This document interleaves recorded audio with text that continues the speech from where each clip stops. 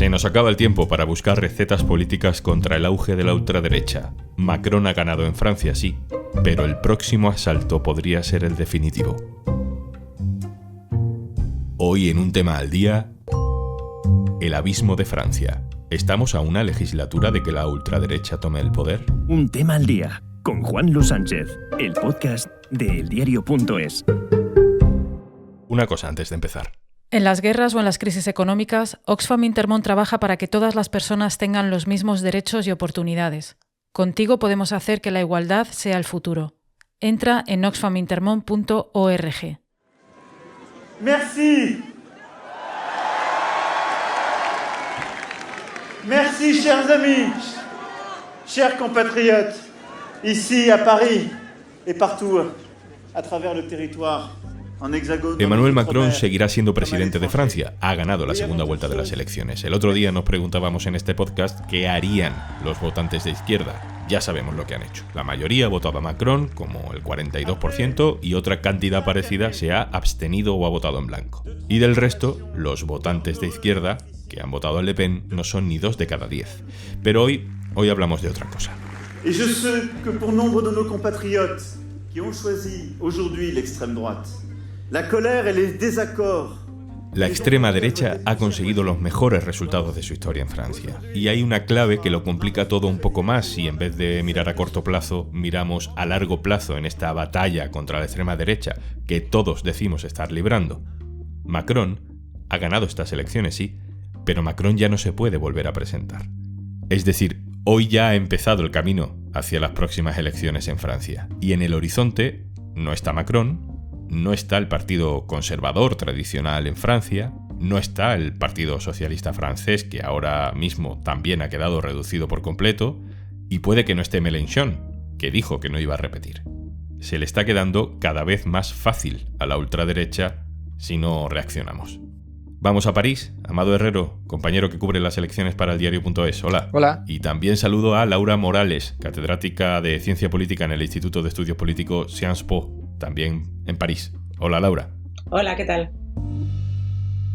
Amado, voy contigo brevemente. Ha ganado Macron, pero la derrota de Le Pen no parece tan derrota, tan tremenda, ¿no? ¿Cómo es el ambiente? Sí, hay ambiente de preocupación por el hecho de que la extrema derecha haya conseguido el mejor resultado y también por el hecho de que el país está más polarizado que nunca. La evolución ascendente de la extrema derecha es clarísima. Estos son los mejores resultados históricos. Es la primera vez que pasan del 40% en la segunda vuelta, tanto ella como su padre, pero como bien decía el presidente de la Asamblea Nacional Francesa esta mañana, él no cree que el 42% de los franceses adhiera a un proyecto de extrema derecha. Simplemente ella ha sabido canalizar toda la sensación antisistema, un poco de agotamiento de la política tradicional y hacer la suya. Ese 42% o esos millones de personas que votan al Frente Nacional no significa que esos millones de personas sean de extrema derecha.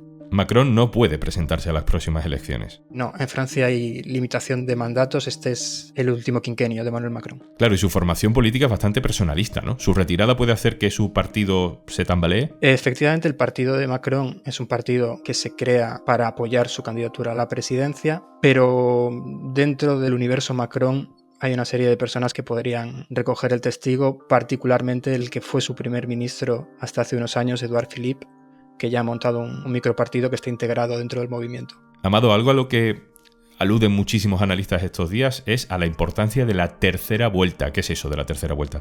La tercera vuelta es una expresión que se usa para hablar de las elecciones legislativas que se organizan siempre después de la elección presidencial, normalmente encaminadas a que el presidente pueda tener una mayoría en el Parlamento. El problema es que esta vez, tal y como ha salido el resultado de las elecciones presidenciales, va a ser complicado que Emmanuel Macron repita esa mayoría. Y un presidente que no tiene la mayoría en el Parlamento tiene bastante limitada la acción. Amado Herrero, gracias. Gracias a vosotros. Laura Morales, voy contigo. La irrupción de Macron acabó por desarmar a los partidos tradicionales y ahora nos encontramos ante una situación en la que no hay partidos tradicionales y Macron, aunque sea simbólicamente porque todavía le quedan 5 años, pero ya no es, digamos, una apuesta de futuro. Se está abriendo un vacío. Sí, efectivamente, se abre un vacío, pero hay que tener en cuenta no solamente que Macron no puede, desde el punto de vista constitucional, presentarse, sino que además Marine Le Pen había dicho que esta sería la última vez que se presentaría si no ganaba las elecciones y que en principio Jean-Luc Mélenchon también había anunciado que estas serían sus últimas elecciones presidenciales si no ganaba. Entonces, estamos ante un escenario tremendamente incierto porque es imposible predecir en estos momentos, hasta que veamos cuáles son los resultados de las elecciones legislativas de junio, si realmente Marine Le Pen o Mélenchon o ambos desaparecen de la escena política activa y dan paso a nuevas generaciones, algo que sería posible, francamente posible, y un escenario quizás incluso de renovación para intentar dar ímpetu al proyecto en los próximos 5 años. Pero tanto Le Pen como Mélenchon ven estos resultados como positivos. ¿No tendrán la tentación de intentar quedarse a ver si a la siguiente va la vencida? Sí, efectivamente, tanto Marine Le Pen como Jean-Luc Mélenchon pueden sentirse relativamente satisfechos del aumento de apoyo electoral que han podido constatar en estos 5 años, incluso aunque esos aumentos de apoyo en la primera vuelta fueron importantes, pero sí que es cierto que ya son candidatos, sobre todo Mélenchon, de una cierta edad y que ya han quemado, por decirlo de alguna forma, muchas elecciones presidenciales y muchas etapas, y que los partidos pueden tener la tentación de tener conversaciones sobre la renovación de una generación joven que pueden aportar quizás un mayor dinamismo de cara a dar un empujón en los próximos 5 años, no solamente en las presidenciales, sino también en todo el tiempo de constante campaña electoral y de preparación de campaña electoral que tanto la extrema derecha como la Francia insumisa suelen tener a lo largo de los 5 años entre las dos elecciones presidenciales. Hemos visto los mejores resultados en segunda vuelta de la ultraderecha en Francia. ¿De dónde han rascado tanto voto a lo largo de estos años? Los votantes de Marine Le Pen vienen de múltiples fuentes. Por una parte, hay un caudal importante de votantes que se han ido gradualmente moviendo del apoyo a la derecha tradicional, a lo que ahora mismo es el Partido de los Republicanos, que se han ido extremando en sus posiciones de derecha tradicional y de posiciones nacionalistas. Por otra parte, Marine Le Pen ha podido gradualmente atraer votantes tanto del Partido Socialista como, en algunos casos, aunque no tanto como se cree, del Partido Comunista Francés. Ha sido capaz también de movilizar votantes que estaban en los últimos 10 años en la abstención, y no hay que perder de vista que hay una parte muy importante de nuevos votantes, de votantes jóvenes que apoyan posiciones de extrema derecha, de derecha radical, no solamente en Francia, sino en general en el conjunto de Europa. Pero en general es una masa de votantes, en su mayoría, de lo que en Francia se llaman clases populares, en España hablaríamos normalmente de clases trabajadoras, personas que tienen su situación relativamente precarias y de insatisfacción con respecto a su movilidad social, que se ve limitada y que están muy insatisfechos con cómo van las cosas y cómo les va a ellos personalmente. Y si quieren dar un salto más para gobernar, Laura, ¿de dónde crees que van a intentar buscar el voto que les falta? Por una parte, puede seguir atrayendo nuevos votantes, es decir, jóvenes que cumplen los 18 años y votan por primera vez. Si la situación económica no mejora, hay una masa de votantes jóvenes que van a estar desempleados y es un caladero importante. Otro caladero importante es que cada vez la normalización del discurso de la extrema derecha, la derecha radical, por parte de la derecha tradicional francesa, y en cierta medida también algunos ministros de Emmanuel Macron han contribuido a extremar el discurso en determinadas vertientes culturales, puede llevar a que cada vez haya una erosión mayor de los votantes tradicionales de los republicanos que puedan ir de manera pragmática cada vez más apoyando a el partido de Marine Le Pen pueda presentar en las próximas elecciones presidenciales. Y obviamente también hay un caladero quizás algo menor de personas más en posiciones de izquierda moderada que puedan por desesperación finalmente apoyar a Marine Le Pen.